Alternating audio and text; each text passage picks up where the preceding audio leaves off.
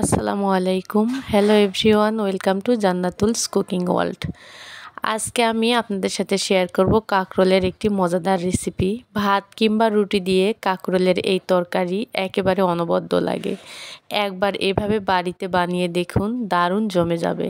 ঘরে মাছ মাংস ডিম যদি কিছুই না থাকে, যদি শুধু কাঁকরোল থাকে, তাহলে কাঁকরোলের এই রেসিপিটি একবার বানিয়ে দেখুন। এটি মাছ মাংসের স্বাদকেও হার মানাবে। খুবই কম উপকরণে আর সহজভাবে তৈরি করে নেওয়া যায়।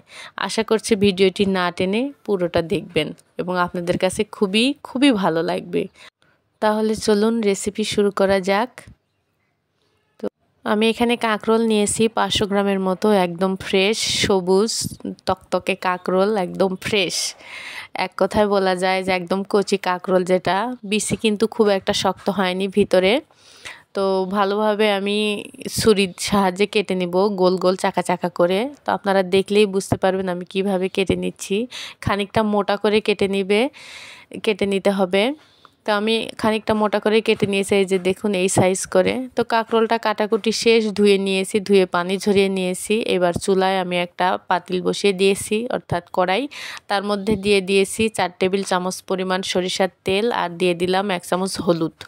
তো তেল আর হলুদটা গরম হয়ে এলে তার মধ্যে দিয়ে দিচ্ছি কেটে রাখা কাঁকরোলটা আমাদের প্রথমে ভেজে নিতে হবে। এখানে আমি 5 মিনিটের মতন ভেজে নিয়েছি কাঁকরোল। তো কাঁকরোলের উপরে আমি সামান্য পরিমাণে লবণ দিয়ে দিলাম, যাতে কাঁকরোলের ভেতরে যে পানিটা থাকে সেটা বের হয়ে আসে লবণ দেওয়ার সাথে সাথে। এতে করে রান্নায় সময়টা অনেকটা কম লাগে। তো আমি ঢাকনা দিয়ে ঢেকে দিচ্ছি 3 মিনিটের জন্যে। তো ঢাকনা খুলে আপনাদেরকে দেখাচ্ছি, প্রায় হয়ে এসেছে। এই যে দেখুন এক পাশ করে আমি উল্টিয়ে দিচ্ছি, প্রায় হয়ে এসেছে। মিডিয়াম টু লো হিটে এটাকে ভেজে নিতে হবে। এই যে খুব একটা মুসমুসে করে ভাজার দরকার নাই, জাস্ট কালারটা চেঞ্জ হয়ে এলেই উঠিয়ে নিচ্ছি। আমি আপনাদের সুবিধার্থে ভিডিওটা ফাস্ট করে দিয়েছি।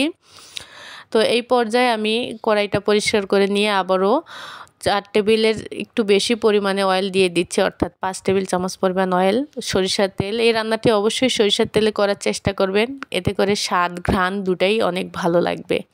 তো পেঁয়াজ কুচি দিয়ে দিয়েছি, 4টে পেঁয়াজ কুচি আর 4-5টি চেরা কাঁচামরিচ দিয়ে আমি ভালোভাবে পেঁয়াজটা ব্রাউন কালার হয়ে আসা পর্যন্ত ভেজে নিয়েছি। এখন দিয়ে দিচ্ছি হচ্ছে মরিচের গুঁড়া। আমি আগেই বলে নিচ্ছি, ঝাল যে যার স্বাদ বা টেস্ট অর্থাৎ রুচি অনুযায়ী খাবেন। আমি একটু ঝাল বেশি খাই, ওই কারণে আমি 4 টেবিল চামচ পরিমাণ শুকনো মরিচের গুঁড়া দিয়ে দিচ্ছি। 1 টেবিল চামচ পরিমাণ দিয়ে দিলাম হচ্ছে হলুদের গুঁড়া। তারপরে দিয়ে দিচ্ছি লবণ 1 টেবিল চামচ পরিমাণ। তো এখন আমি দিয়ে দিব হচ্ছে 1 টেবিল চামচ পরিমাণ আদা রসুনের পেস্ট। আদা ও রসুন একত্রে পেস্ট করা আছে, ওইটাই আমি দিয়ে দিচ্ছি। দিয়ে সবশেষে অ্যাড করে দিচ্ছি হচ্ছে জিরার গুঁড়া। জিরার গুঁড়োটা কিন্তু এখানে মাস্ট, এটা দিতেই হবে। জিরার গুঁড়া দিলে রান্নার স্বাদ ও ঘ্রাণ দুটাই অনেক বাড়ে, অনেক ভালো লাগে।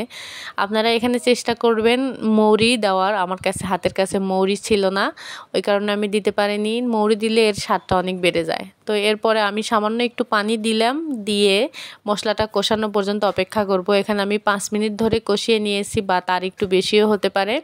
তো এই যে দেখুন মশলাটা খুব সুন্দরভাবে কষানো হয়ে গেছে, এই যে আপনাদেরকে তুলে দেখাচ্ছি।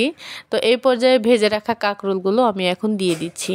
তো কাঁকরোলগুলো দিয়ে আমি নেড়ে চেড়ে নিব, অর্থাৎ মশলার সাথে মিশিয়ে নিব ভালোভাবে, যাতে সবগুলো কাঁকরোলের সাথে মশলাগুলো ভালোভাবে মিশে যায়। তো এখন আমি অল্প পরিমাণে একটু পানি দিয়ে দিব, জাস্ট 5 থেকে 6 টেবিল চামচ পরিমাণ হবে এমন পানি দিয়ে আমি ঢাকনা দিয়ে ঢেকে রেখে দিব 5 মিনিটের জন্য। তো 5 মিনিট পরে ঢাকনা খুলে আপনাদেরকে দেখিয়ে দিচ্ছি, অর্থাৎ কষানো পর্যন্ত। এই যে বেশ সুন্দরভাবে কষানো হয়ে গেছে। এতে করে কাঁকরোলে যে একটা গন্ধ থাকে কাঁচা কাঁচা, সেই গন্ধটা আর থাকবে না। এখন আমি ঝোলের জন্য পানি দিয়ে দিব, অর্থাৎ সেদ্ধ হওয়ার জন্য। খুব একটা পানি দিব না, এখানে আমি 1.5 কাপের একটু কম পানি দিয়েছি। এই যে দেখুন রান্নাটা প্রায় হয়ে এসেছে। তো দর্শক, আপনাদের কাছে আমার ছোট্ট একটি রিকোয়েস্ট, আপনাদের যদি ভালো লেগে থাকে আমার ভিডিওটি, অবশ্যই আমার চ্যানেলটি সাবস্ক্রাইব করে পাশে থাকা বেল আইকনটিতে প্রেস করে রাখবেন। আর অবশ্যই আপনাদের মূল্যবান মতামত কমেন্ট সেকশনে লিখে জানাবেন। এই যে আমার রান্নাটি কমপ্লিট হয়ে গেছে। এই যে দেখুন কতটা লোভনীয় হয়েছে দেখতে, খেতে মাশাআল্লাহ খুবই মজার হয়। তো আজকের মতো এখানেই বিদায় নিচ্ছি। আল্লাহ হাফেজ।